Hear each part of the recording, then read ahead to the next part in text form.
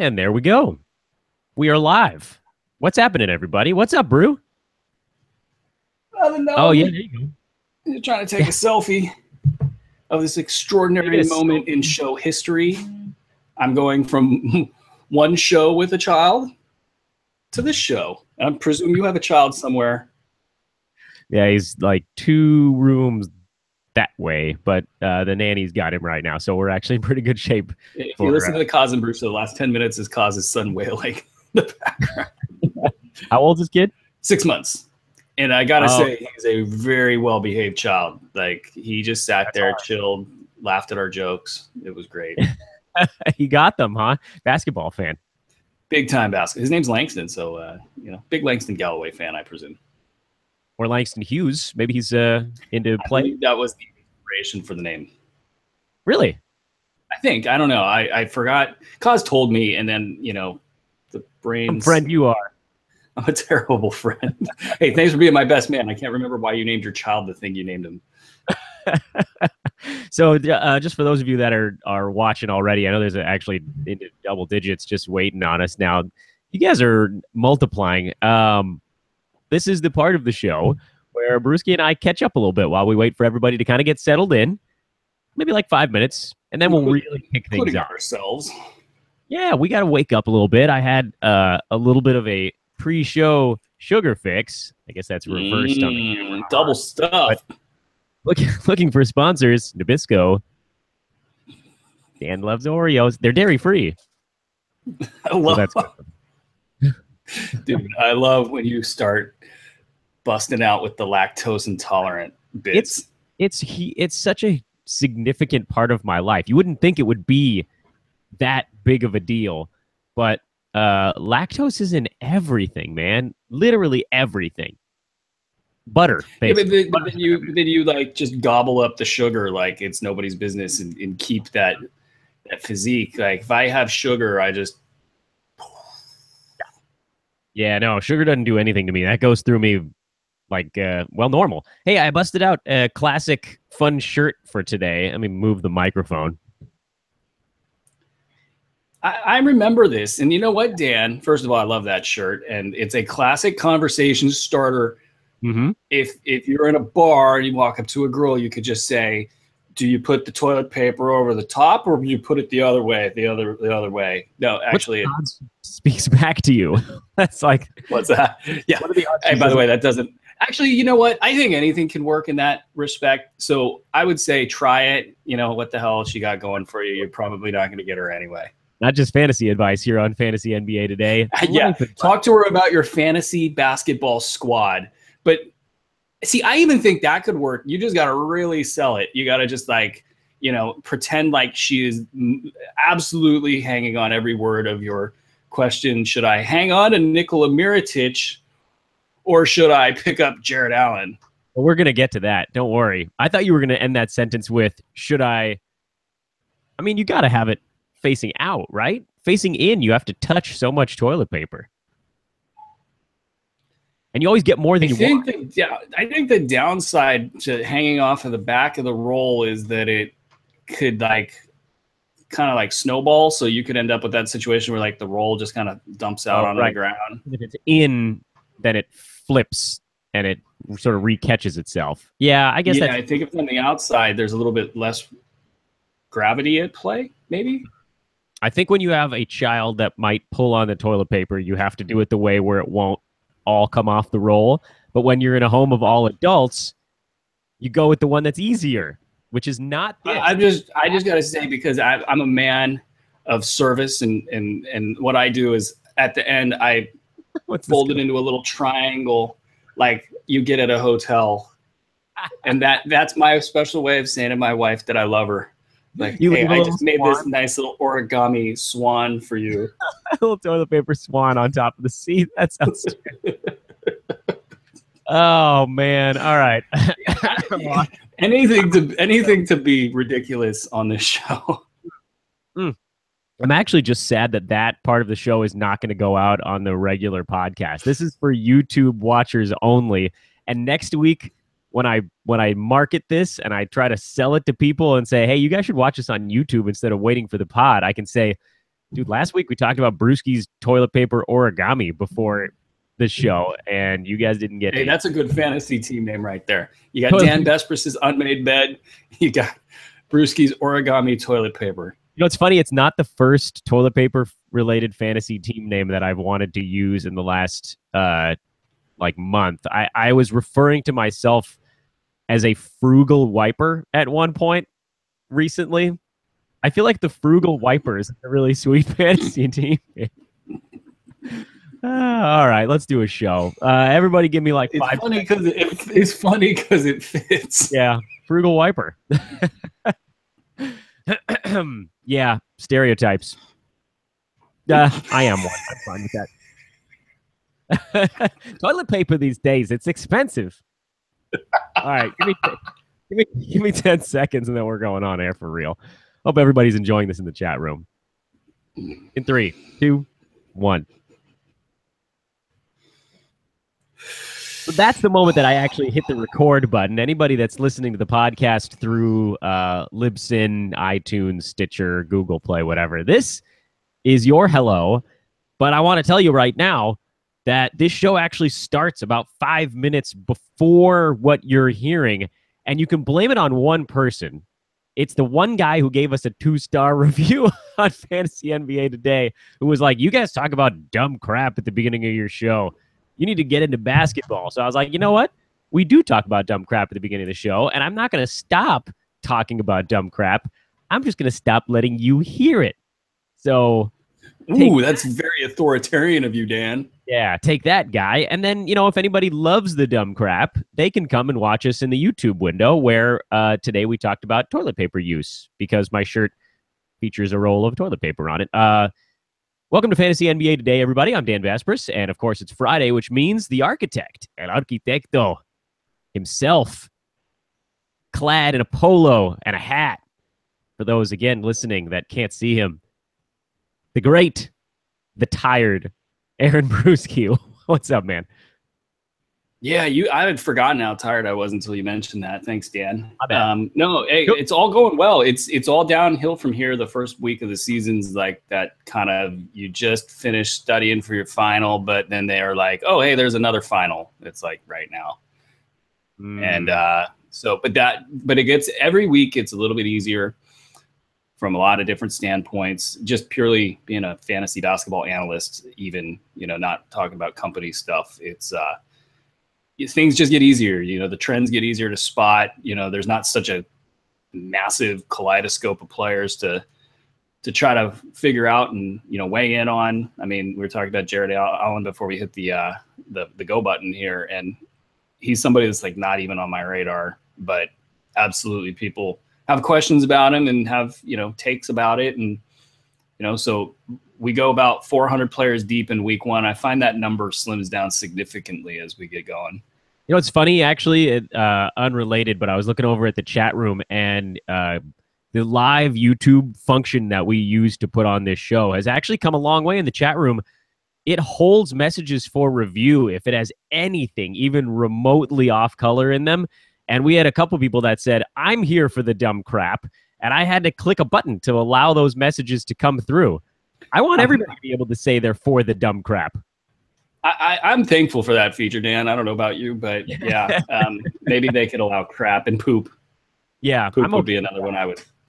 Considering the South Park movie, that's what you say. I used to run these chats for, like, you know, there'd be a lot of people in these chats, and you're thankful for that dump, dump button or something. Yeah, or, it's an ugly world out there. Yes, it is. Okay, so here's my plan for today's show. It's going to be very similar to last week's, I should say, last Friday's show, where I have a list of things I want to get to first, and then we'll move to the questions. And last week we didn't get to that many questions because my list was a little bit long. So what I'm thinking for this week is we actually treat my list more like a little bit of a lightning round, and then we give more time to the questions. Does that seem okay? You're nodding in affirmation. I was trying to slide underneath my desk for a nap, Dan. Then you spoke for a really short amount of time, and then I'm back. Follow Aaron on Twitter at Aaron Bruski, at Dan Besbris would be my handle. And then, of course, at Hoopball Tweets. This is a Hoopball presentation. And for those of you that find us on YouTube, you can subscribe to Hoopball Media. That way you'll get a little alert when we post a new video. Although I think the alert comes after the video's done, potentially, or like the second it goes up, which isn't hugely helpful for people who are in the middle of something. Following at Hoopball Tweets is the way to know. We'll usually send a tweet out an hour or two ahead of time when we've got one of these shows coming. As we did today, we also sent out a 15-minute warning, and then it auto-generates a tweet when we go live. All right, Bruce, so I didn't do this in any particular order, same as last week. I just kind of went through box scores however they were arranged on the website I was looking at them at, and found names and teams that have been interesting. They've been kind of hot over the last couple of days. Questions in the forums at Hoopball, questions on Twitter, guys that are either over or underperforming, and we'll just rattle them off one by one. You all right? Yeah. Let's do this, man. Sweet. The Atlanta Hawks was the first one, mostly because they were the first game yesterday, and that's the first thing that I saw when I was looking at box scores. So, by the way, you know the Bulls are next on the list. The Hawks, Dennis Schroeder's been out for a couple of games, and obviously that's changed things a tiny bit. But there's the John Collins, Dwayne Dedmon battle going on right now, and the fact that Marco Bellinelli has actually now been good for a week and a half. Thoughts on those three guys on the Atlanta side? Well, okay, so John Collins is probably the majority of the questions, I'd imagine, and he's been good. I have questions about the ability to crank it up with more minutes. I mean, he kind of looks like a classic per minute guy that is going to slow down as you get up into 20, 25 minutes, things of that nature. So that's probably one question that I think everybody's got to take a look at. It's not likely that he's going to keep that up. As far as the your kennel, you should really consider. Dude, it's been one of those days. We had Kaz's kid. Your kid's been fine today. But then my kid, the dog, is barking at the other kid. My dog is the most maladjusted dog in the history of dogs, but we love him. I find it's good to acknowledge these things when they're happening, because otherwise people listening are going to be like, "Is that a dog? Or am I losing?" Or they're going to be like driving around. The dog in the room. Sorry, go ahead. Yeah, so Collins, though, no, the things that I was concerned about with Collins haven't really played out. So, like, for instance, he's got a block a game and 0.6 steals per game in his 20 minutes. So that, I didn't expect that to be a trend. Can he keep that up?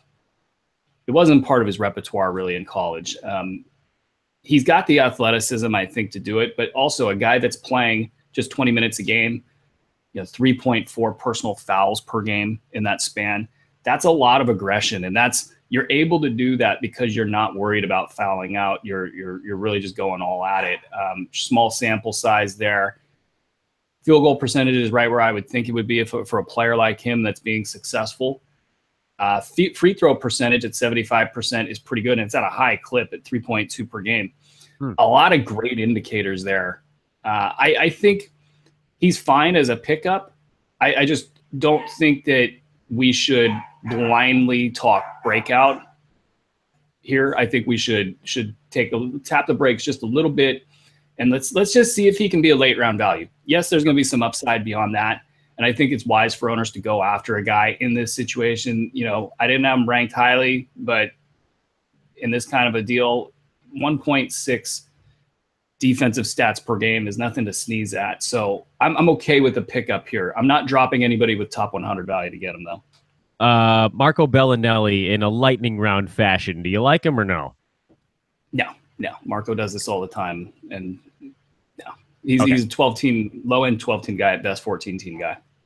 Easy peasy.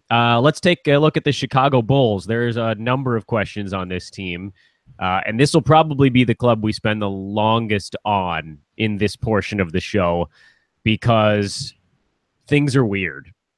You've got multiple situations kind of brewing out there. You've got the Jaren Grant with the potential Chris Dunn return. You've got the Justin Holiday with the Zach LaVine thing looming a month and a half out.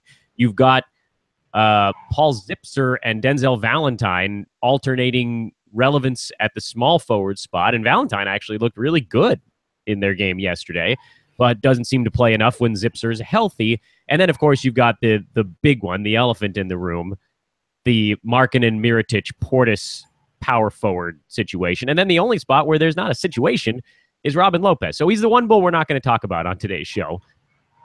Let's just work our way up from the small guys and get to the big guys. Is Jerian Grant a guy that you're just sort of riding until the wheels fall off, or is he someone you'd consider making a preemptive drop with Chris Dunn sort of looming in the not so distant future? Yeah, I think you could look at Grant as a preemptive drop if you need to get aggressive on somebody. If you're in a 12-team format, you looked at Grant on draft day and you're like, okay, I'm going to get some low-end point guard stats. Yeah, absolutely. You could do that. Now, there is a risk here, and that's that it's not going to take a whole lot of attrition for Jerian Grant to maintain this value throughout the years. So you might end up dropping him for somebody and then seeing Grant continue to put these late-round numbers up, and then asking yourself, well, why did I drop him? But the reason why you dropped him is so you could pick up a higher upside player. And so that's a good, fine, sound, and aggressive fantasy move right there. As for the rest of the roster, Markkanen, I think, is the guy that a lot of people want to know about because announcers, the teams, everybody's making a big deal about him. And even in fantasy circles, they're like, got to pick him up. And that was absolutely the case once everybody went down.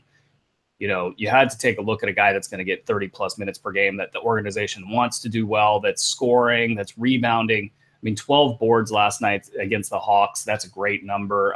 The Hawks aren't really trotting out great rebounders, but he's done it a couple of times now. And so I think we can say with pretty good certainty that rebounding won't be a huge issue, perhaps the issue that we thought it was heading into his first rookie year here. But you see the 0 steals, 0 blocks, that's where he's not going to be good. And as far as the shooting percentage goes, 5 of 13 for a guy that shoots a lot of threes. He took 8 in this game, made 2 of them. He's going to be that classic stretch 5, stretch 4 that's going to have efficiency issues. Now you bring back one of Mirotic or Portis or both, and it's going to just cut into that value. And I don't know that he's going to end up getting dropped because the way this is all playing out, you've got Portis and Mirotic sort of in limbo right now, with Mirotic now getting sourced by CSN Chicago, and Vincent Goodwell is saying it's either me or him. And that could mean that Mirotic goes. It could mean that, Portis goes. It could mean anything at this point. And so Markkanen might survive this thing. And so I think he's probably already been picked up. I'm not going to lose sleep if he ends up outperforming our non-existent, I think I had him at like 204 or something, grade for him. But, I think right now he's a late round guy. I don't know about the upside beyond that. He could have a plotter sort of appeal where he ends up finishing top 80, top 90 because he stays healthy and plays for a bad Bulls team. So, what are you doing with Mirotic? Everybody knows what I'm doing with Mirotic, and that's hanging on. I've got him everywhere, and if he comes back to Chicago, let's say Portis gets moved. I mean, what would really stop him from playing 25 minutes? You could say Markkanen, but I feel like they'd probably find a way to play both of them. I mean, if he returns, he'll be fine. It's been a weird thing with Mirotic forever. He's got supporters in the organization, and it feels like he hasn't won over his teammates. If I had to guess, just based on the reporting that came out of Chicago, basically Goodwill said that Mirotic charged at Portis. And the way he wrote that article was like, hey, you know what? You charge at a dude, you're going to get hurt. And Portis laid him out with one punch. Like one of those classic, like Debo jumped out and just knocked him to the ground. And then, Mike Epps jumps in, you got knocked the fuck out, like that kind of thing happened. And so does Mirotic even have the respect of the locker room? I don't know. This is all he said stuff. And as far as just hard basketball analysis goes, if he comes back, he's going to play 25, 26 minutes. And there was always upside beyond that because they're the Bulls. They suck. They need Mirotic. And so, I mean, a trade out of Chicago is going to be terrible for his value, in my opinion. Maybe there's a couple places that fit. Who knows? Maybe. I don't want to get into the maybes. My thing is you got to hold here. There's been some good news. Surgery is not a guarantee. If he gets through concussion protocol, doesn't have surgery, wears a mask, he might get back on the sooner end of a 3 to 4 week absence. And then, if he's got to have surgery, you might be looking at, say, 6 weeks, that type of a deal. There's too much upside. And yes, we got to throw the caveats out there with this guy, but I just think that let's wait. We're 2 weeks in. It could be 2 weeks until he's returned, maybe 4 weeks. Things could get worse. You could drop him at that point. The Valentine Zipser deal at small forward, are you avoiding that, or are you looking at that? I'm not sold on look, Valentine's been somebody that I've backed in the past. I'm not sold that he has the talent or the durability to keep it up. But as far as stat sets go, he's typically a popcorn guy. Theoretically, he should be a good shooting guy. 3 of 14 last night doesn't exactly scream good shooter. And what I've seen, with the way he struggles sometimes, I don't think he's going to be a great shooter. Think like a poor homeless man's Bradley Beal would be where I'm going with Valentine.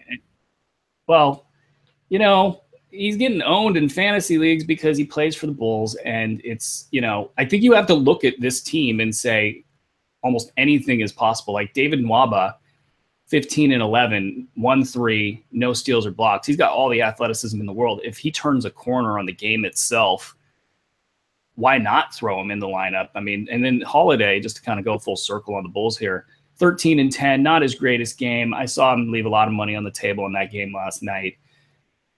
He's going to be just fine. He's got an ultra green light for the rest of the season. I am so happy that Hoop Ball was all over him from day one. We have a lot of Holiday owners in this group. Do not, whatever, anything happens, just hang on to Holiday and let it ride. All right. That we should be able to move to slightly easier ones after that. I think the Bulls was probably the toughest team to cover just because of the uncertainty of it all. JJ Barea and Nerlens Noel are a couple of names that have popped up on the Mavs. Barea's doing his typical, pretty decent popcorny numbers in 19 minutes a game. And Nerlens Noel is wildly inconsistent right now. Is there any reason for either of those things to change? No, not really. I mean, Carlisle is not going to hand this thing to Noel. And, just today, Zach Lowe highlighted how much Noel gambles. And these are this is the process. Fans hate me right now because I tweeted "trust the losses" in all caps. Literally, I have 5 million Philly fans all over me. But you learn bad habits when you play for losing teams. Now you go to the Mavs, and Rick Carlisle's like, I don't play that. So he's going to have these up and down games, and it's going to take a while for him to get his footing. If and when he does, then he's going to be a great guy. He's got that stat set that in 24 minutes per game can put him easily in the top 100 if he's cranking. Now, there is a chance that he doesn't gamble as much, and those steals numbers and blocks numbers go down a little bit. It's hard to say without watching the film of this game. Maybe he had a really good game because he didn't get a steal and block. This stuff all kind of evens out over time. I'm not dropping Noel. I'm just going to sit back and maybe keep him on my bench, maybe use him 4 game weeks, use him in the 4 game weeks, bench him in the 3 game weeks, kind of one of those toss-up guys. On the Barea front, we'll keep the question simple. At what size league with what settings would you add JJ Barea? 8-cat 12 team. I'm owning him. Everything else, it's going to be 14 to 16 at best. All right, perfect. Memphis Grizzlies, because Dallas played Memphis, and you guys can figure out what box score I'm looking at by the first team I say out of every pair of teams we look at. Dylan Brooks doing rookie stuff. Good game, bad game. Good game, bad game, bad game, good game. And Tyreek Evans, signs of life. There's a heartbeat there, but I know you don't trust Tyreek Evans. I'm bringing him up just so that you can make a funny look at the camera. Dylan Brooks is a guy I never touched. I didn't pick him up because I knew the rookie thing was about to happen. But then, he'll probably have a good game next time out. So, I mean, I feel like he had a good defensive game last night, and that's good for a rookie to keep him on the floor. But you don't have to look far on this team to see that minutes aren't everything. Like James Ennis has, a rock solid role on this team, but his stat set's not good, so he's not pushing the envelope in fantasy leagues. And I think with Brooks, definitely not a must-own guy. Like if you're going to make a play at Brooks in a 14-team format, you're basically saying, I just want to put my marker down on this guy that's going to be young. He's going to probably outlast a lot of guys on this team. And maybe he turns the corner on money counting stats, which seems to be his only chance here. He's going to have to get 4 money counters a game because nothing else is really going to register. It's not going to be a 20-point score or anything like that. You know, I didn't actually put this name on my list. No, you know what? I'm going to skip it. Forget it. We'll do it. We'll deal with it another time. What about this? What was the name going to be? It was going to be Jeff Green and this weird like mishmash that Cleveland is trotting out. But that's a totally different discussion. Cleveland is doing this like total half open walk through the season so far, and so I'm not even caring to bring them up yet. The next question that has been coming up a little bit is the center situation in Milwaukee, which now appears to be almost a perfect 3-headed timeshare. And at least for me, it's actually pushed Greg Monroe on the wrong side of the cut line. I have dropped him because it just doesn't seem like the minutes are there to where, you know, his value is 22 minutes, plods along, 10 points, 7 rebounds, a steal. But if you shave 4 minutes off of that, he sort of falls onto the, I'm going to find something more interesting on the waiver wire group, at least for me. Yeah, this is probably a format issue. I think in a 12-team league where you've got pretty good options on the waiver wire, especially early on here, you might say, all right, this is for the birds or whatever. I'm going to just move on. Now, where Monroe gets real interesting is it doesn't take much to get him to top 80. Like last night's line was actually pretty, from points and scoring and trying to measure a baseline for this guy, 8 and 6. He's typically going to get you a steal. There's going to be better scoring, better rebounding. But if you're looking at like, what's my bottom bound there, he's at 17 minutes, not worth owning in a 12-team league. You crank that up to 21 and he gets up above the hump and he becomes worth owning in 12-team leagues with that possibility of upside where if he gets up to 23, 24, and then they start relying on him for offense. And I think that's something to keep an eye on, because if you look at Giannis, he's doing a ton. He's establishing himself as the phenom that he is. Chris Middleton in there kind of just, doing the same thing, just from a different angle. And then you've got Brogdon, Snell kind of feeling as though it's a little bit, they're going to need reserve scoring. They're going to need interior scoring at some point in time during the year. And I think with Monroe as a slow starter, I think there's a future for Monroe in a 12-team league. Dropping him, there's not as much risk as if the league expands and it operates more like a 14-teamer. Like my leagues, I'm not dropping him because if he gets traded, he's easy top 60 guy if he gets 25, 27 minutes per game. That's kind of hard to find. So I'm going to be a little bit bullish, hang on to him in those formats, but in those shallow 12-teamers with like 3-4 reserve players, I think I'm cool with you guys cutting him. All right, I'm going to make this one a yes or no question for you, because I feel like we can plow through this team quickly. I'm trying to pick our battles here in this part of the show. Brew, and people that watched the show last year know how much I love Al-Farouq Aminu's stat set. And last year, it just never seemed like he was right. I don't know if maybe he was dealing with injuries that he wasn't totally forthcoming about, but he looks fresh this year. He's bouncy, he's knocking down threes, he's doing all this stuff, and I'm buying on it. But am I wearing blazer red colored lenses here, or are you with me? I just think he's going to be the same guy. I think him, Mo Harkless are both late round guys. They're going to be ups and downs. The personnel really hasn't changed a ton.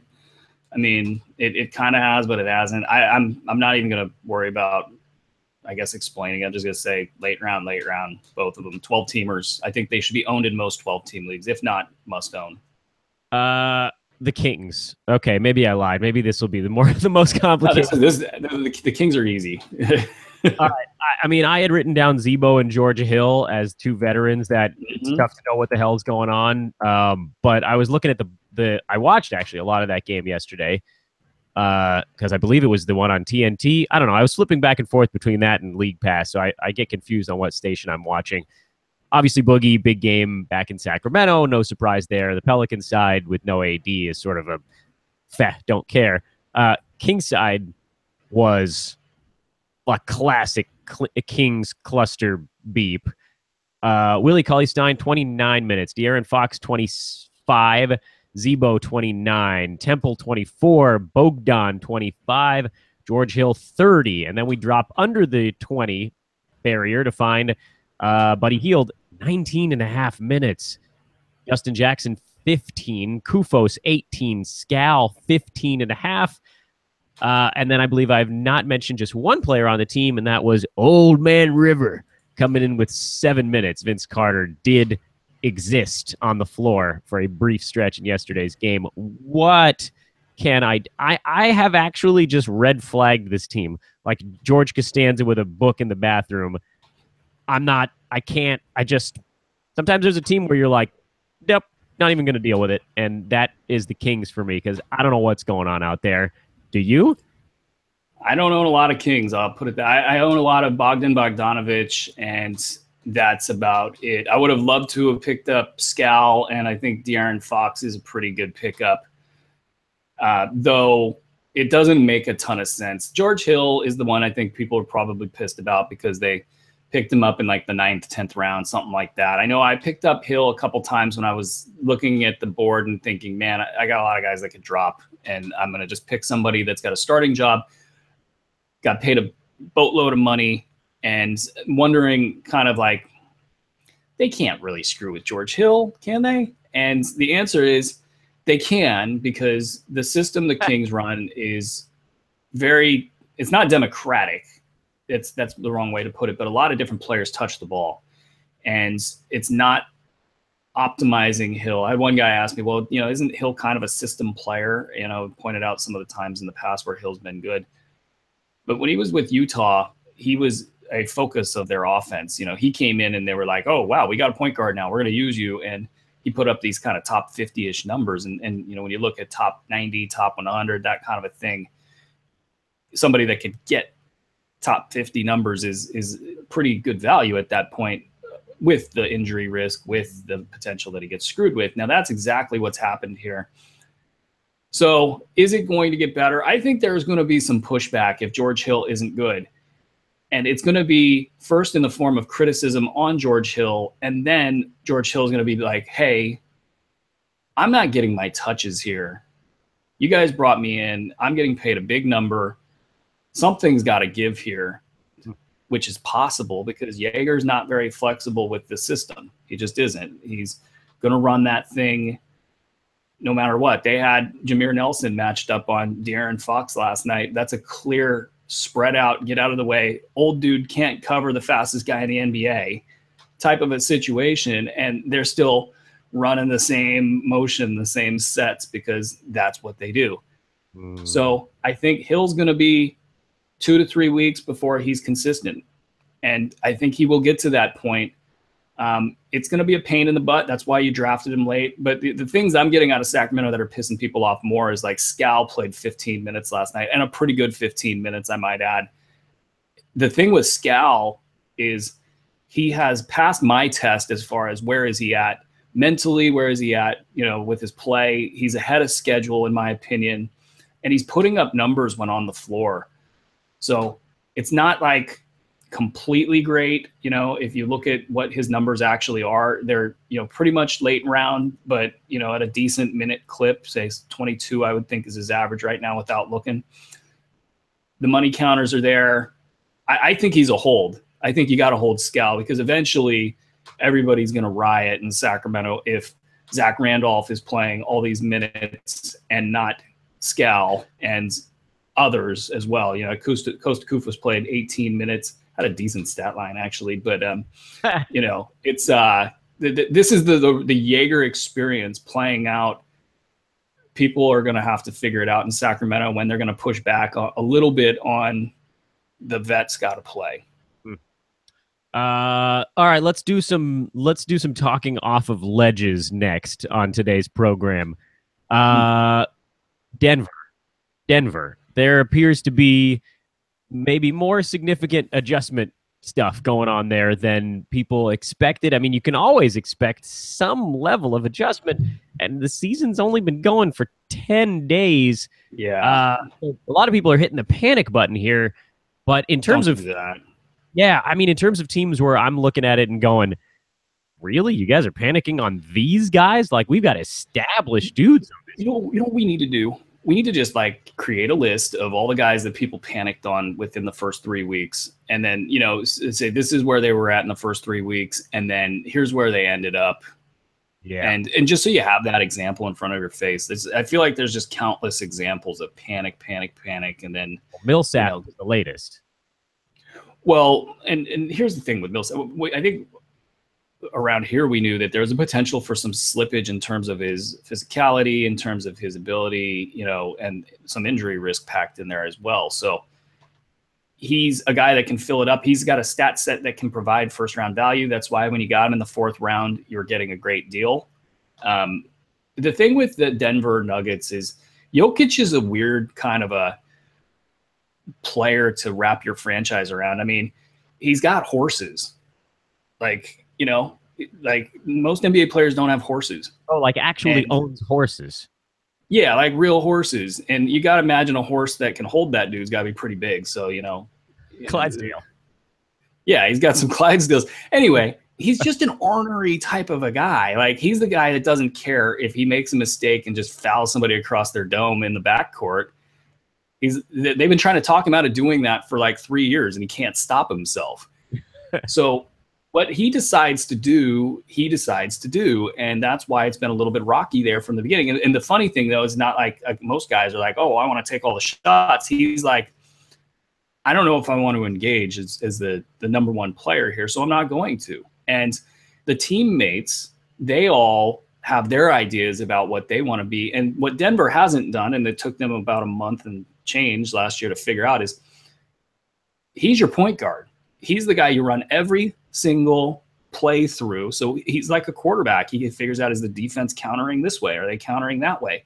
What they're doing now is a democratic offense, and it's never worked for them that way. So everybody's numbers slide, and when things don't work on offense, they start to slide on defense.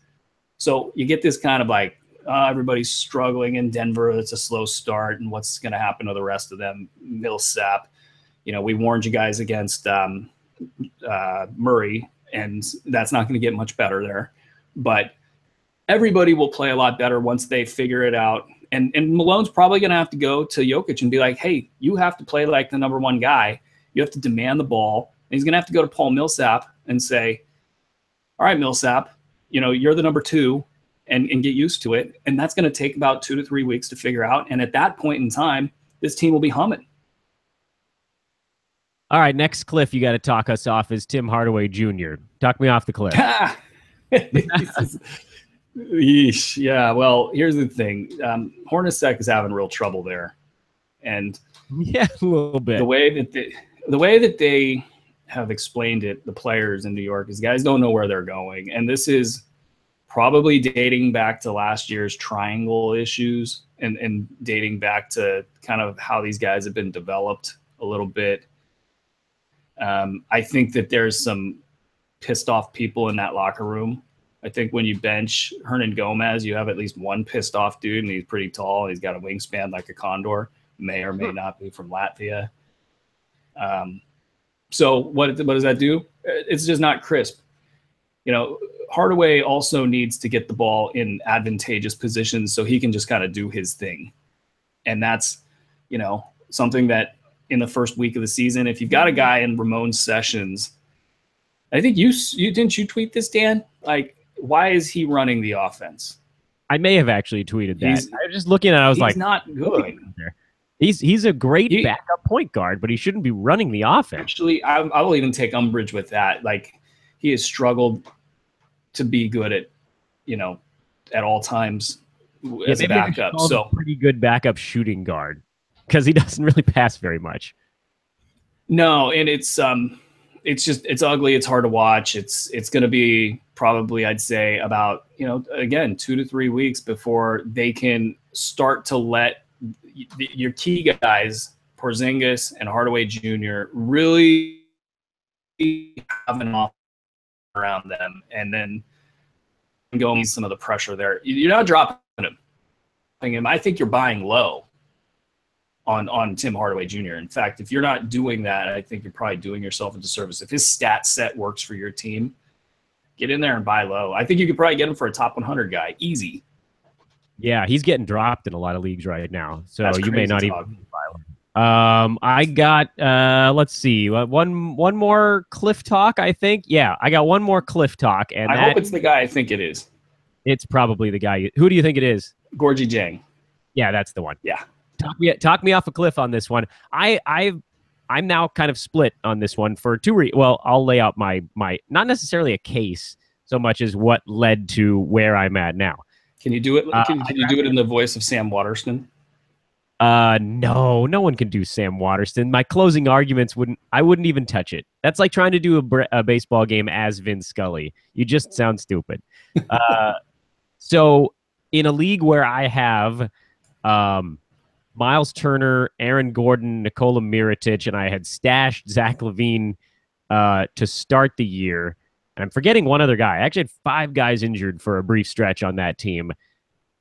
And it was either like start no center, trot out Gorgie Jang, who I knew was going to play 12 minutes, or get somebody in there that was a healthy body playing 25 minutes. And in that league, I thought, you know what, it's what happened to me in some of the leagues last year and why I tried to avoid injuries going into the season, but my entire team got hurt in the first week. That was something that I didn't see coming.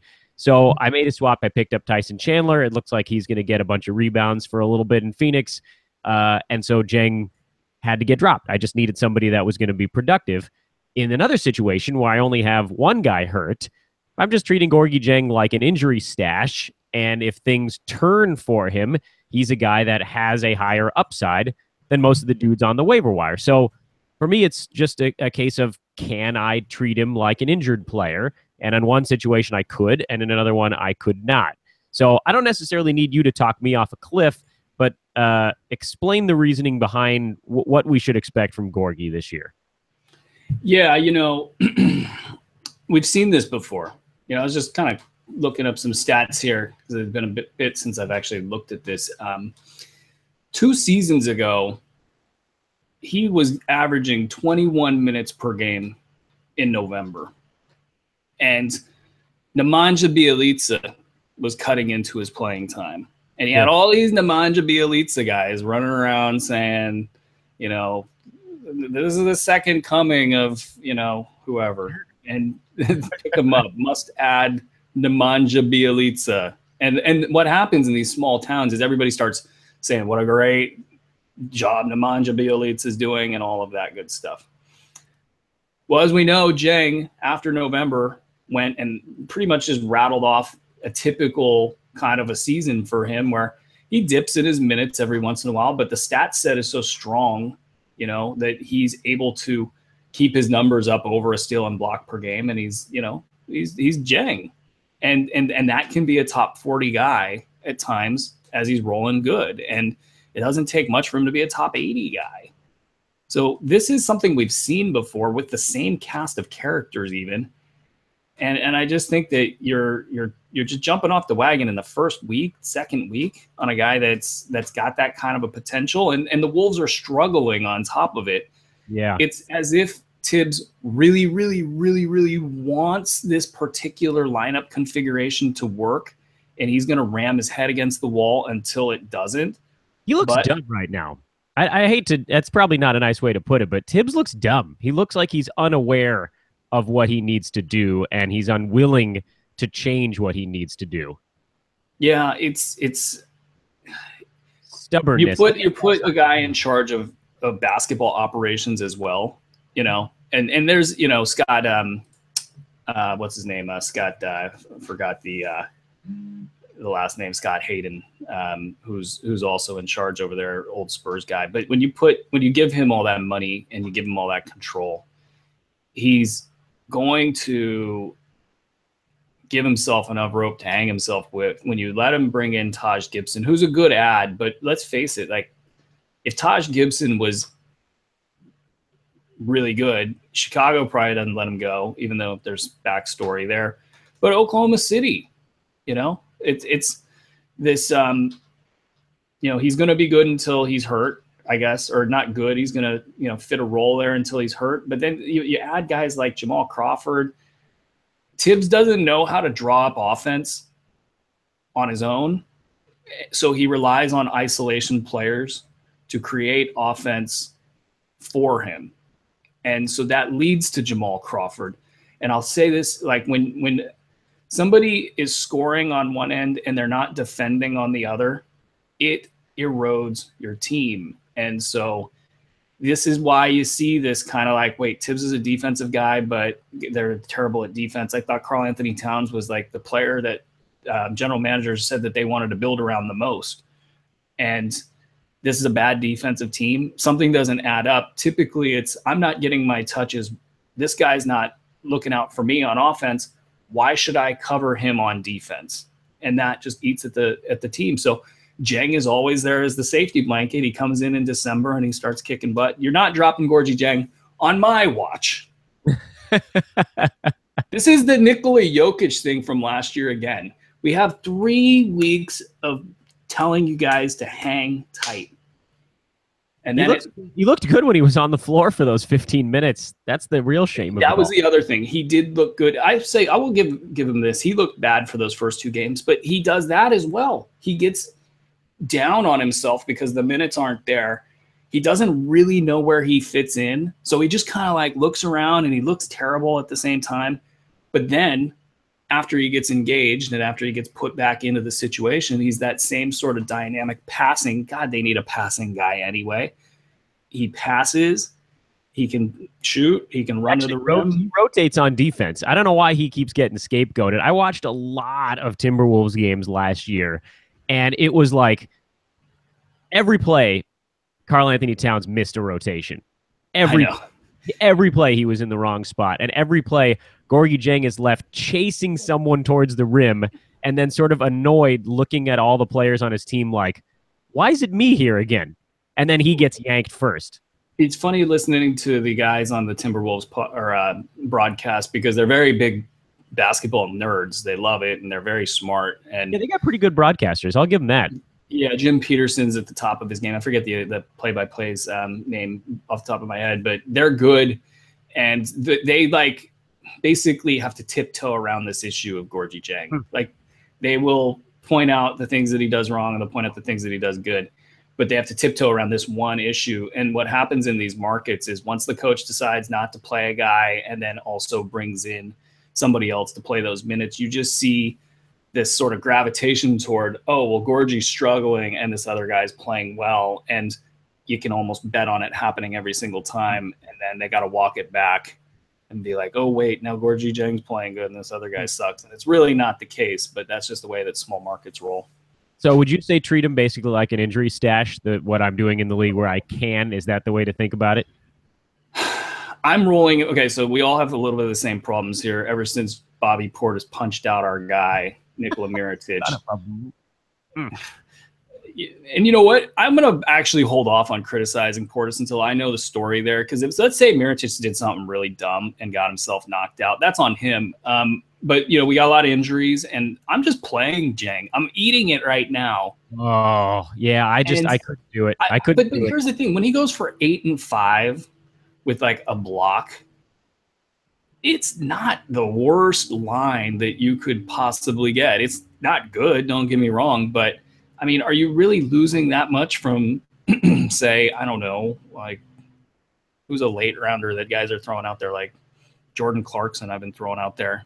Clarkson's had some 20-point games, but he'll crack off with like an 8-point game with nothing else. No steals, no blocks, no nothing. And I don't know. I just think the stat set at 20 minutes for Dieng is probably top 150. And that's something that you can stick in a lineup and not feel terrible about. I just remembered the 5th guy I had hurt on that fantasy team. I can't believe I forgot this. You want to guess who it was? On your team? On the team that I had to drop Dieng to just get somebody into the lineup. Who is the guy that? No, it's freaking Gordon Hayward. Oh, yeah. Well, I didn't want to bring his name up. Yeah, that's a rough one. So that was a stretch there where I had lost Miles Turner, my second rounder, Gordon Hayward, my third rounder, Aaron Gordon, my fifth rounder, Mirotic, my seventh rounder, and Levine, my stash, all at the same time. And that's where I was like, you know what? I'm sorry, Gorgie, I want to hang on to you, but I'm literally trotting out no. I basically had no center at that point. I was like, it was him and Miles Turner, and they were both down. So anyway, Phoenix was going to be the last thing I talked about in this portion of the show, but let's get to some questions. I feel like we've covered a lot of good stuff, and I feel like it'll actually cover a decent number of the questions. We do need to knock these out on the relatively quick side, so I'm going to do my best here to ask them in a way that engenders. I'll give you 30 seconds or less on each one.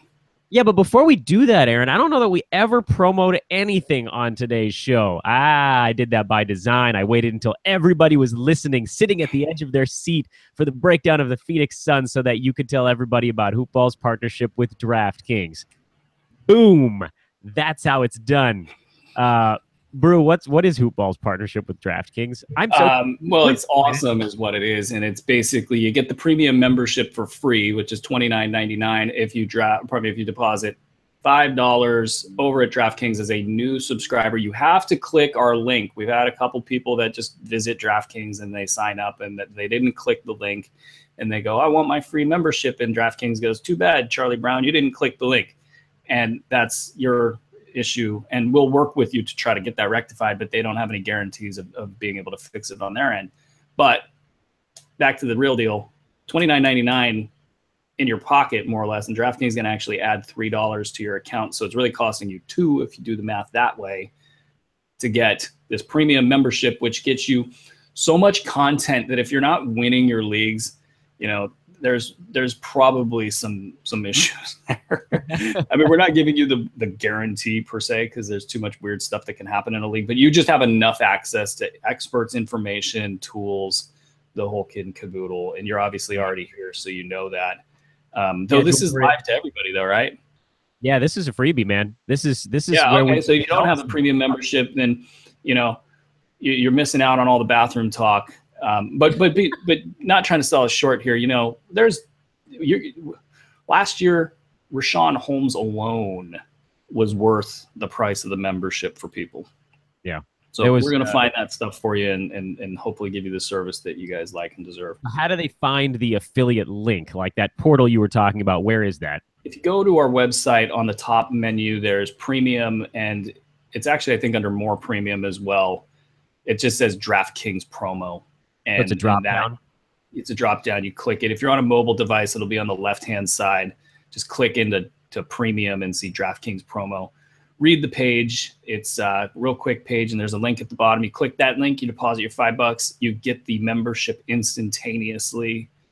Thank you very much, tech team, for setting that up. But it's a great deal. DraftKings, love what they're doing, and I'm gonna actually start doing that myself. So a worst case scenario here is you get a DraftKings account, you pay $5, and you get a $30 football premium membership for that $5. A best case scenario would be you take that $5, DraftKings gives you $3, you use the Hoopball DFS content to win more money, and it ends up paying for itself in like a week, in addition to hopefully whatever you win in your season-long stuff. So just quickly here, you get the scheduling grid. You get the nightly Fantasy NBA Tonight shows with Hoopball Pros where you can get your questions answered one-on-one, basically in that format. You get Bruski. You do a waiver wire show on Sunday where you talk about pickups. Yeah. Aaron and I do a premium show on Mondays where we talk about setting weekly lineups. You get all of the premium written content, which I believe is you got nightly pickups. You got going in depth on the layup line is nice. Dude, it's a lot, and it's normally $30. It's way more than any other site's giving. I mean, we're just trying to kill you with kindness, basically. Well, kindness and poop talk.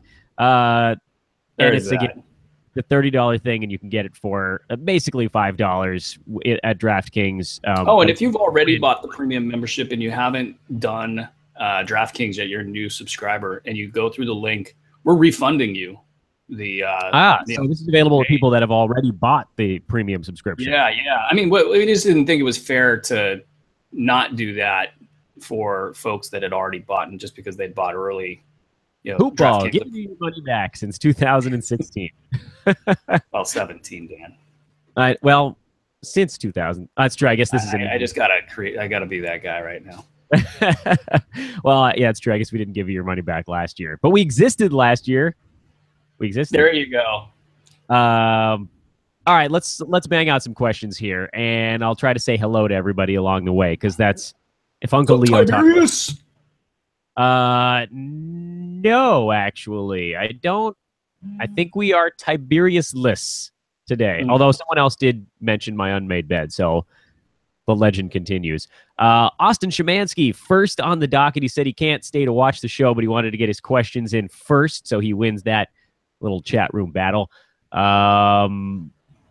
George Hill was a question. We nailed that. Nerlens Noel was a question. We nailed that. Jay Crowder was the third guy on his list. We didn't talk about Cleveland because I felt like I was going to send us down a really frightening rabbit hole. But where do you see Crowder going from here? Well, up. I think that everybody's kind of down on him, production and role. Everything was setting up great for him. People kind of doubted his abilities, and then they, just sort of picked up Dwayne Wade, and that killed his value for the most part. I think that he's probably a late round guy at best this year. If he gets dropped and you've got some space on your roster, or you just want to be a tiny bit aggressive, I think he profiles as a guy that'll stay healthy and also be a great fit for that team. So, the 26 minutes per game that he's averaged so far, I think that ends up to be like 28, 29 by the end of the year. I think the numbers will follow. Not a lot of upside though. Other guys. Yeah. Who among the following three players should I drop for Rashawn Holmes? The three players are Dwayne Dedman, DJ Augustine, and Gorgie Jang. It's going to be Augustine. He's doing well right now. He's going to continue to do well until Peyton gets back. But those other two have too much upside in relation to Augustine, so he's the drop. Word. Okay, by the way, hey, Jim, hey, Chong, forgot to say hello as we were scrolling through the chat room. I've already messed up my goal to be polite on today's show. What a jerk. Prime T making some jokes, liking it, enjoying that, telling everybody to hit the subscribe button for us. Much appreciated. I think he's got a question coming up a little bit later in the chat room. Let's see here. Thoughts on Miles Turner for next week? We'll bang that on a future show, I think, since we're not quite at next week yet. Evan Turner, rest of season outlook. There's one that we haven't covered on today's show. Easy late round guy. The Blazers are nice and easy this year. He'll be a late round guy. Aminu will be a late round guy. Harkless will be a late round guy. Book it. We'll talk about Miles Turner on our Monday weekly lineup show, since it looks like he hasn't even gotten to stage 2 of the. There's nothing to say there until we know he's past stage 2. He's out. Let's see. Prime T, coming back to Prime T, did get his questions in here. He asked about Hardaway. We covered that. Terrence Ross, Serge Ibaka, some of the other names that popped up there. I'm not super excited about Terrence Ross. He's sort of a 1, maybe 2 cat guy when things are going well. Ibaka, I'll be honest with you, I didn't even notice. Are things not going well for him so far? He's like the guy that you never pay attention to. I feel like he's been fine so far this year. Isn't he kind of doing exactly what people thought he was going to do? Toronto's going to be a pretty boring fantasy squad. So I think you're going to have a hard time knowing, okay, is this going well or is this not, unless you're really dialed into the numbers. Shots are down. Percentages are up. His threes are where you would expect them to be. He's taking a lot more threes. Yeah, there's going to be a little bit of a regression involved there because typically you don't see that level of 3-point shooting out of him. I think the thing that you're probably looking at is he going to get a steal at any point in time? Too early really to gauge what's going on. His game is going to trend away from the hoop. It's not going to be great for his fantasy value, but he's just going to be kind of a mid-rounder. Yeah. And then Terrence Ross, I dropped him for guys that show more upside. He's not really an upside guy, is he? No, he's not an upside guy. He's really only a 9-cat guy. And if you're going to see Fournier play the way that he has, then I think it's going to be real hard for Ross to be consistent. Okay. Jonathan Simmons is going to be in the mix. Yeah, it's with Ross. He has to play well to carve out that 30-minute role. If he does, he's a 9-cat guy. If he doesn't, he's not. Those of us that have Danny Green everywhere right now are pretty pleased that Jonathan Simmons is on the Orlando Magic this year. Yeah, there is that. mildly helpful. Damari Carroll, he's a guy that on the show I've basically just been saying ride until the wheels fall off, because inevitably a wheel is going to come off with this dude. But I mean, if he's playing this well, might as well use him until it happens, right? Yeah, absolutely. And that's what we're seeing here. I think the bigger takeaway is that Brooklyn's a little bit of a fantasy machine. And so with the pace is one thing, but the style of kind of helter-skelter, young players, turnovers, teams not really wanting to grind out a game with them, everybody's willing to run with them. It's turning into multiple guys can have fantasy value. And Carroll just happens to be in that mix as a veteran with some skill. As long as his knee holds up, he's going to be a late round guy, or maybe better in this type of a system. So yeah, the takeaway, and I would prefer to have Spencer Dinwiddie at this point, to be honest, just because you're going to have a better long-term expectation there. Maybe I'm wrong. Maybe sometimes guys get healthy. I was going to say, is that a play on D'Angelo Russell's knee, which is a thing that happened last year and the year before and is happening again. And they're just going to take things very safely in Brooklyn. And here's the other thing. Dinwiddie is a good player. Like, once I saw him play some preseason games and I realized he had taken another step forward, I was like, okay, I'm drafting. I was getting Spencer Dinwiddie in the 23rd, 24th rounds of drafts and just taking it to the cleaners. It's such a huge pickup for a lot of my deep league teams, because I've already got him. You don't have to worry about it. I think in a 12-team league, he's worth a stash. What's up, Adrian? What's up, Lady Chatterley's Lover? That I had to Google that. Appears to be a book by D.H. Lawrence. I am illiterate. I would have never figured that out in a million years, and I guess they turned it into a movie twice. I didn't see either of them. I think he's got a question later on, but I did want to say hello to everybody as I'm scrolling through this thing. Is TJ McConnell a thing? I'm going to guess the answer to that is no. Okay, he's not a thing in the sense that he's going to get 6 steals every night, but he's a good backup for that team, and they love him in Philly and in a 9-cat league, for what he brings to the table, even in an 8-cat league. But just he's somebody that could easily, with Jared Bayless going down at any point in time, could just roll to basically top 90-100 season by plodding along, especially when you look at Fultz, who's got the yips. Yeah, just a little bit. And apparently a terrible injury. By the way, what up, Beans? Forgot to say hi there, too. Elfrid Payton, how long do we think he's out? I got the feeling that next week could be in play, unfortunately. Oh, there's Tiberius. I'm sorry. I scrolled right past you. I'm going to skip that first question. Sorry, Tiberius. It's a weird one, and I want to try to keep this thing pretty broad. The Phoenix backcourt is certainly something that I thought about bringing up on the show earlier, but we'll just bang it out now as quick as we can, I guess. It looks like it's turned into a Ulyss James timeshare after 2 games under the new regime. You seeing the same thing I am? Yeah, I mean, there's going to be risk for the trade potential bringing somebody else in, but I think that if you're a Phoenix, you're dumb if you do that. You've got 2 guards. Mike James is good. I had my doubts, and I actually thought he was a different Mike James for a little bit as he kind of showed up on the scene in Summer League and preseason. That's my bad. I feel like I missed that one. But so he can play. I think he's a top 45 point guard in this league right now. I think teams are going to catch up to what he does. I think that he has problems in his stat set. He doesn't get a lot of steals. He's going to be more of a popcorn guy, and if he's not scoring, that could be his downfall. And people have asked me, do I like James or do I like Ulyss? I like Ulyss because I think Ulyss has a chance to be special. You can't teach the kind of speed that he has. I think he could get a shot at any point in time. I think if you go to a pick and roll based offense with him, I think he could really be the sky is the limit. I don't know that it's going to be a great fantasy situation. I think in 8-cat leagues, Ulyss should be owned, James should be owned. But I think once we get into 9-cat leagues, I think that both of them take enough of a hit. And in a timeshare, there's not a guaranteed expectation of current value. You could treat Ulyss as a stash in a 9-cat league, but the equal argument could be made for James in a 9-cat league. Like, okay, he's getting the lion's share of the minutes, or at least so it seems right now. I'd rather get that now than this what if behind Ulyss, who might never get it in a bad team if he's handling a lot, and that's where his primary value is coming from, is handling a lot. He's probably going to lose about 20, 30 ranks in 9-cat. Anyway, long story short, I think you go Ulis over James, in my opinion. James would be more productive probably for the next month, but I think Ulis has this other gear that James can't touch. Do you think this new regime is going to help Marquise Chris get on track a little bit?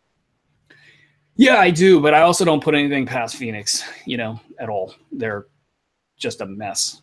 All the way up to the top. The Bledsoe thing will shake itself out a little bit as well. But I think Marquise has played well, and that bodes well for his future. And he's a must-own. Do not buy. He's a buy low at this point. Yeah. Frank, me and the Kangs don't talk no more. Back in the house. Bogdanovich, is he worth a pickup in a 9-cat 12-team format yet? Not yet. Not yet. No. He's not he's quite good enough to earn the minutes, but Sac's not going to recognize it for probably a month at least. Thoughts on the Raptors bench? Jacob Poeltl, Delon Wright, CJ Miles. I'm not owning any of them. Are you? Miles in a 14-team league, if you need what he brings, he can be sporadically valuable. Delon Wright has some decent upside and, fills in a lot of different roles for them. I think he's a great guy in a 14-team league to own and hope that something pops. With Poeltl, he actually played well against Golden State, but, there's just not enough minutes to go around, so I don't think you're getting excited about him in a fantasy league. Well, we got our customary Jared Allen question. We knew it was coming. Joseph Mann taking care of the weekly memorial Jared Allen moment. You can't pick a guy up if he's playing 14 minutes, right? You could do anything you want, Dan. He has an impressive throw. Yeah, and he can block some shots, but you got to be on the floor to do it. Yeah, no, you got to be on the floor. His numbers are pretty stellar. A block and a half and a steal over his 4 games. Strange. Yeah. That's the thing about this Brooklyn situation, though, is like there are a lot of steals and blocks because there's more possessions and it's a little bit of a garbage ball type environment. 4 games does not make a sample, so we're going to look at that very skeptically. If you want to stash Jared Allen in a 14-team league, and you've got good you don't have a lot of injured dudes and you got that ability to do so, sure, do it for a week. Let's see how it goes. So basically my response is it's not crazy, but you got to understand this is 4 games. Let's see what happens after 10. TJ Warren versus stashing Mirotic. Where do you go on that one? In a 9-cat league, I go with TJ Warren easily. In an 8-cat league, it gets a little bit more complicated. I want to see. This is a really shallow league, so he needs upside. I'd probably go TJ Warren. There's so much right now that seems like it could go wrong for Mirotic. You might as well just take the safe thing in Warren. I don't know. It's decent. Yeah. I think Warren's probably going to put up a top 90 season, so. Oh, hey, what do we think about Rondé Hollis-Jefferson? He's sort of bouncing here and there in this whole Brooklyn mishmash. When he gets it going, he can be really good on the defensive side, but then there's games where he almost does nothing at all. I feel like you kind of need to own him, but I don't know. I'm on the fence with him. Well, he's another guy that's, if you look at the Brooklyn Nets stats, which I haven't done over 5 games, they might have like some absurdly large jump in steals and blocks because everybody on the team is getting them. His numbers are consistent in the kind of steals area, but in blocks, it's a major outlier. He's running at about 225, 250% over normal. And that's not going to continue. So his value is a little bit inflated right now. He's not going to hit 90% of his free throws. He's taking 6 a game. I know that's a point of concern, actually, for the Nets, that he's taking too many shots. So that's the one of the issues there. I think it's a great sell high moment for him. Sustainable. None of them. Not a single one of them. Maybe rebounds. And Circular, this is a question normally we would answer on a weekly show, but I don't remember you asking a question before, so I'm going to make sure that we get to it. I like to try to give the noobs a chance to get a question in. This is for next week, actually, so this is a weekly lineup question, but we're going to throw it in there on the Friday show anyway. All 3 guys on this list have 3 games next week, and the 3 guys are Dwayne Wade, Jared Bayless, and Jaren Grant. Who do you like of those three? I'm going to go with Jerian Grant. I think his role is safer, but if Chris Dunn returns, that would throw that off. The thing with Wade is in a 3-game week, he's got a pretty good chance of playing 3 games. In a 4-game week, he's got a pretty good chance of playing 3 games. And so I don't know. Wade is a guy that you had to know was going to take a little bit to heat up. And so he might outperform Jerian Grant, but as of right now, I think the safe play is Jerian Grant. John Collins stashy move or Gorgie Jang's stashy move? I was trying to, when you asked me that, I was trying to figure out where I really put John Collins. This kind of thing to me is he can really jump. He really is aggressive and rolling to the rim. And at some point in time, I feel like the second of those two things is going to go away. Like teams are just going to realize that this is all this guy does when he's on the floor. And now we're going to spot you. We're going to tag you. You're now on the scouting report. And I think it's I think it's going to slow him down. I think his upside's probably top 80, where Jang's is top 40. I'm going Jang in that situation every time. So we're down to like the last 2 minutes, so I'm kind of power surfing through this chat room to try to get the last couple of questions in. If I missed yours, I apologize. We do this every Friday, though, so come on back and get your question in sooner next time, and that'll certainly give it a higher probability of getting this thing in. Brett Squires, that question... Send it into the Hoop Ball forums. That's a perfect question for the forums. Go to hoop-ball.com. Click on the forums tab. It's a trade question. I think you're going to get a lot of answers, and I think they're going to actually agree for the most part. Here's one. Rank these 3 guys. I like this one. These are 3 interesting guys that have relatively different stat sets. So we'll put you on the hot seat here one more time, Brew. Rank these 3 guys. Karis LeVert, Rashawn Holmes, Lauri Markkanen, rest of season. I'm going to go Holmes, and then I'm going to go... Give me Karis LeVert. So Markkanen is number 3 in that. Interesting. Okay. Yep. Pau Gasol got dropped. Will he bounce back or stay a borderline player? All right, we'll make that our last question. We're going to go to the old fart for the last one. Is Pau Gasol officially cooked? No. He'll be better? Yeah. This is training week. He's probably still at the opera, chilling. And the Spurs are undefeated, so yeah, they don't care. The Danny Green let LaMarcus get his confidence back. He seems to have it, or at least part of it. Yeah, that's what happens when reality slaps you in the face. Yeah, I'll tell you what. All right, that'll do it for us, folks. I'm sorry. I know there's a couple of questions here at the end, but unfortunately, we are out of time. So thank you for everybody tuning in on this one. This was officially, I think, the highest trafficked Fun Shirt Friday show we've had to date. And it seems like we can almost say that on every Friday show. So come on back. We'll be doing it again next week at roughly the same time. It's anywhere between like 9 and 11-ish. We get this bad boy started. And then, we send the links out. We send the tweets out. Keep an eye on that bad boy. At Hoopball Tweets. Hop on into the chat room. Get that question in early because I do look at it from top to bottom. So, again, apologies if you got a question at the end. Get it in a little earlier next time. I promise we'll get to that on next week's show. Bruski, final thoughts before I wrap this bad boy up. Have a good weekend, all. That's nice. Be kind to one another. Yeah, I was trying to be polite on today's show, too. What I will do as I'm wrapping it up is take a look at these last few posts and make sure that I've said hello to anybody that I didn't before. Giannis, hello. DJ Orser? It might be DJ Orser, though. Hello. That's George. I'm not sure if Huge. Hello. Jazz fan. Howdy. Ben, howdy, and Jeff. Hopefully I didn't miss anybody. And Philip, what's up, guys? Thanks for tuning in.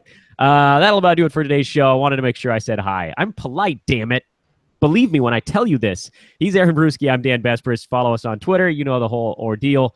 And then check out the Hoopball DraftKings partnership. Get your premium membership basically gratis. And maybe you can win some DFS bucks while you're at it as well. They're real, actually. They're real bucks. You can use them for goods and services. in real life. Fantasy NBA Today will be back on Monday. Brew, you're in on Sunday, the waiver wire show. That's premium content. And then Aaron and I will talk to you on Monday for the weekly lineup show and Fantasy NBA Today, the reverse chronological lightning round from weekend number 2. So long, everybody.